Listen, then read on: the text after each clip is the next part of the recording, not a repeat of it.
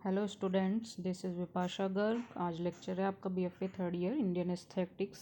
Code है 302। तो आज का आपका टॉपिक है अभिनव गुप्त। हम अभिनव गुप्त के बारे में बात करेंगे, जो आपका मोस्ट इम्पोर्टेंट टॉपिक है अभिनव गुप्त जी का। इसमें इनका पहला है अभिव्यक्तिवाद, मतलब अभिनव गुप्त जी की अभिव्यक्तिवाद के बारे में बात करेंगे। भरत मुनि के बाद भारतीय सौंदर्य शास्त्र में अभिनव गुप्त का योगदान सबसे महत्वपूर्ण रहा। मतलब जब भरत मुनि जी के बारे में हम पढ़ चुके हैं, जो भरत मुनि आचार्य थे, उनके बाद जो सौंदर्य शास्त्र है, जो हमारा इंडियन एस्थेटिक्स है, उसमें अभिनव गुप्त का योगदान सबसे महत्वपूर्ण रहा था। यानी भरत मुनि के बाद जो सबसे अच्छा काम किया था, जो योगदान रहा था, वो अभिनव गुप्त जी का अच्छा रहा था सौंदर्य शास्त्र में। अभिनव गुप्त भारतीय सौंदर्य शास्त्र के विशिष्टतम प्रवर्तक माने जाते हैं। मतलब गुप्त जी जो हैं वो इसके प्रवर्तक माने जाते हैं, सौंदर्य शास्त्र के विशिष्टतम प्रवर्तक। ठीक वैसे ही जैसे शंकराचार्य वेदांत के, ना, मतलब जो शंकराचार्य जी हैं वो वेदांत के विशिष्टतम प्रवर्तक माने जाते हैं, और जो अभिनव गुप्त हैं वो सौंदर्य शास्त्र के विशिष्टक प्रवर्तक माने जाते हैं।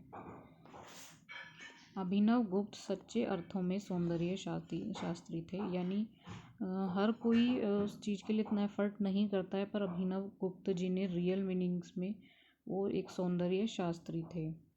उन्होंने अपने से पहले आचार्यों के मतों का सार्थक संकलन कर एक वृहत ग्रंथ अभिनव भारती की रचना 2 भागों में की। यानी जो इनके पहले के जो इनके आचार्य के मत थे, उनका संकलन कर इन्होंने एक व्रत ग्रंथ की रचना की थी, अभिनव भारती। उस रचना का नाम क्या था? अभिनव भारती। ठीक है, तो उसको इन्होंने 2 भागों में उसकी रचना की थी। उन्होंने सौंदर्य शास्त्र की समस्याओं का विभिन्न दृष्टिकोण, ऐतिहासिक, मनोवैज्ञानिक, दार्शनिक, तार्किक आदि से विश्लेषण किया।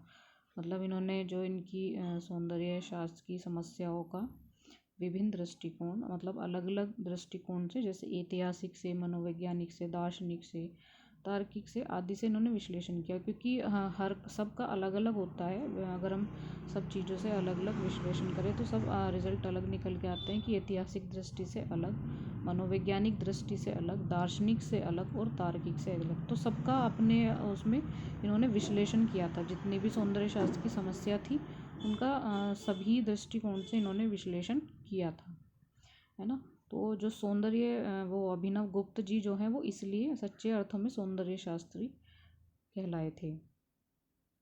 उनके मत पर वेदांत दर्शन का स्पष्ट प्रभाव दृष्टिगोचर होता है।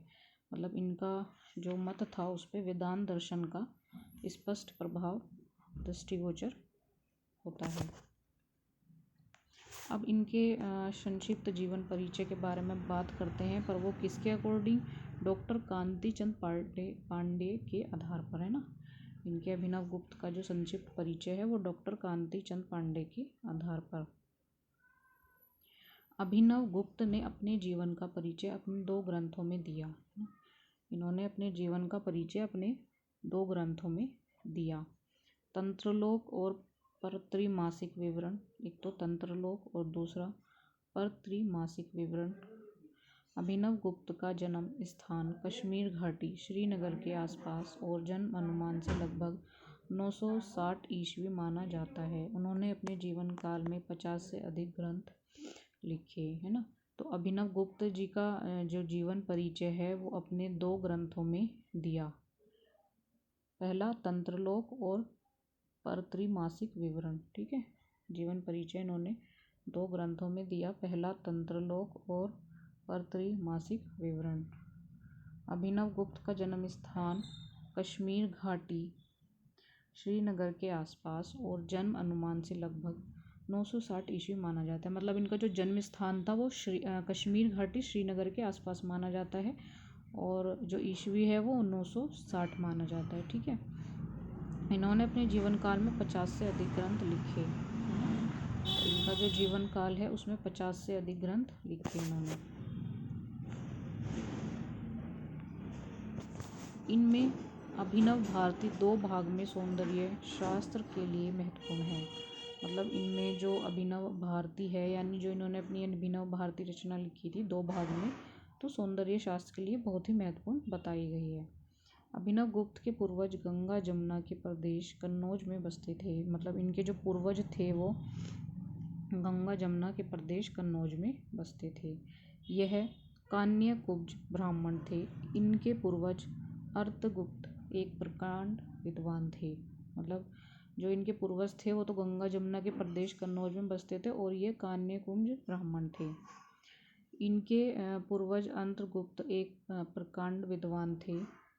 उनकी विद्वता विशेषकर शैव मत पर उनके मतों की चर्चा पूरे देश में थी। इनके जो पूर्वज थे वो अर्तगुप्त एक प्रकांड विद्वान थे। उनकी विद्वता विशेषकर शैव मत पर उनके मतों की चर्चा पूरे देश में थी। वे कन्नौज के राजा यशोवर्मन के काल में हुए, है ना। ये कन्नौज के राजा यशोवर्मन के काल में हुए थे। इसी समय कश्मीर के राजा ललितादित्य ने राजा यशोवर्मन से अर्तगुप्त को मांग लिया। मतलब इसी समय जो कश्मीर के राजा थे ललितादित्य, उन्होंने राजा यशोवर्मन से अर्तगुप्त को मांग लिया था। कश्मीर के राजा थे ललितादित्य, तो इन्होंने राजा यशोवर्मन से अर्तगुप्त को मांग लिया था। उन्हें सादर अपने साथ लाए और अपने राज्य में बसाया। मतलब उनको सम्मान से वो अपने साथ भी लेके आए थे और अपने राज्य में बसाया था। इस प्रकार कन्नौज का यह परिवार कश्मीर का वासी बन गया, है ना। इसी प्रकार कन्नौज का कि जो ये परिवार था वो कश्मीर का वासी बन गया। इसी परिवार में 2 शताब्दी के बाद 960 ईस्वी में अभिनव गुप्त का जन्म हुआ, है ना। इसी परिवार में जो 2 शताब्दी के बाद 960 ईस्वी में अभिनव गुप्त का जन्म हुआ था। अभिनव गुप्त के पिता का नाम नरसिंह गुप्त उर्फ चुखुला था। ये भी शास्त्रों में परंपरागत थे और महान शिव भक्त थे।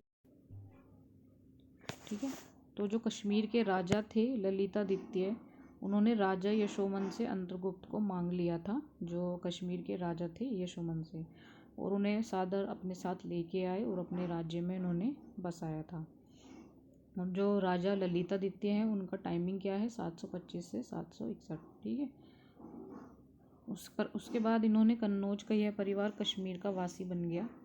कन्नौज का जो ये फैमिली था वो कश्मीर का वासी बन गया था। इसी प्रकार जो 2 शताब्दी के बाद 960 ईस्वी में अभिनव गुप्त का जन्म हुआ था। इनका टाइमिंग आप याद रखना, 960। ठीक है। अभिनव गुप्त के फादर का नाम क्या था, नरसिंह गुप्त उर्फ चुखुला था। ओके। ये भी शास्त्रों में पारंगत थे और महान शिव भक्त भी थे। ठीक है। तो इनका जीवन परिचय आप सभी अच्छे से लर्न कर लें, ये मोस्ट इम्पोर्टेंट है अभिनव गुप्त इसमें। बाकी जो भी आपको कोई प्रॉब्लम है जूम मीटिंग में आप डिस्कस कर लिया करें। इनकी जो भक्ति थी वो शिव भक्ति थी। ठीक है। इनकी माता का नाम क्या था, विमल कला। अभिनव गुप्त की माता का नाम विमल कला था। ये एक सच्ची पवित्र धार्मिक महिला थी। मतलब इनकी जो माता जी थी वो बहुत सच्ची थी, पवित्र थी और धार्मिक महिला भी थी।